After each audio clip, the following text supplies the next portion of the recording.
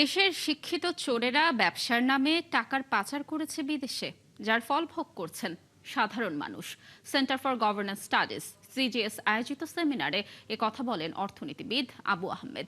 এ সময় জ্বালানি সহ নানা সংকটে ব্যবসা বাণিজ্য নিয়ে ক্ষোভের কথা বলেন ব্যবসায়ীরা। আর অর্থমন্ত্রী বলেন, $ট্রিলিয়ন অর্থনীতির পথে যেতে ছাড়তে হবে আইএমএফ, বিশ্বব্যাংকের উপর নির্ভরতা। রাকিব আল জাবেদের রিপোর্ট। প্রস্তাবিত বাজেটের বিভিন্ন বিষয় বিশ্লেষণে এই অনুষ্ঠানের আয়োজন করে গবেষণা সংস্থা centre for governance studies CGS, যাতে উঠে আসে সরকারের অর্থনৈতিক পরিকল্পনা ও বাজেট বাস্তবায়নে বিভিন্ন চ্যালেঞ্জের কথা। যদি তারা লিমিটটা ক্রস করেন, পুঁজিবাজার ও ব্যাংক খাতের লুটপাট নিয়ে সরকারকে কঠিন পদক্ষেপের আহ্বান জানিয়ে অর্থনীতিবিদ আবু আহমেদ বলেন, শিক্ষিত চোরেরা টাকা পাচার করেছে বিদেশে, যার ফল ভোগ করছেন সাধারণ মানুষজন। সেমিনারে মূল্যস্ফীতি, জ্বালানি অনিশ্চয়তা নিয়ে ক্ষোভ জানান ব্যবসায়ী নেতারা। আর সামাজিক নিরাপত্তা খাতের বরাদ্দে শুভঙ্করের ফাঁকি রয়েছে বলে মনে করেন র্যাপিড চেয়ারম্যান। কতগুলো ব্যাংক আমরা প্রতিষ্ঠা করেছি, সেগুলো লুণ্ঠন হয়েছে। এখন সরকার দিচ্ছে 40,000 ইউর মানি মাই মানি, ওগুলাকে রিক্যাপিটালাইজেশন। চোরেরা থিপস, শিক্ষিত thieves, they looted your money, they went out, অথবা এখানে হয়তো আছে কেউ but money went out of the country. সুরক্ষা খাতে বাজেটের এত % ব্যয় করা হচ্ছে, আমি আপনাদেরকে বলতে পারি এটার মধ্যে অলমোস্ট অর্ধেক গরিব মানুষের জন্য না।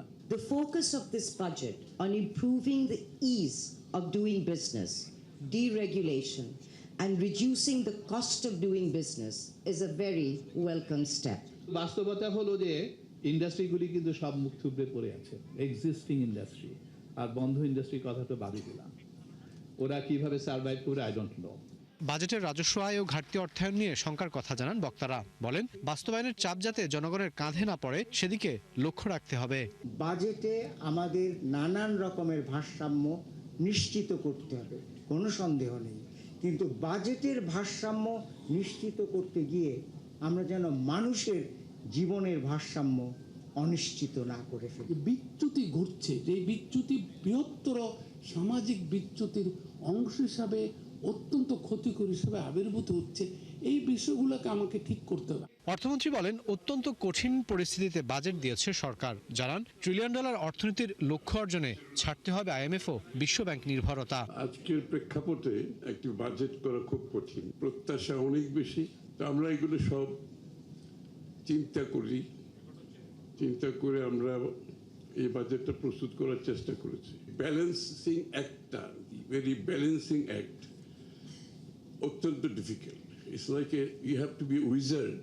পুঁজিবাজার ও অর্থনীতিকে সঠিক পথে ফেরাতে আবারও অন্তত 2 বছর সময় চাইলেন আমির খসরু মাহমুদ চৌধুরী। এই যে ভঙ্গুর থেকে স্থিতিশীলতা, উইল টেক 2 ইয়ার্স।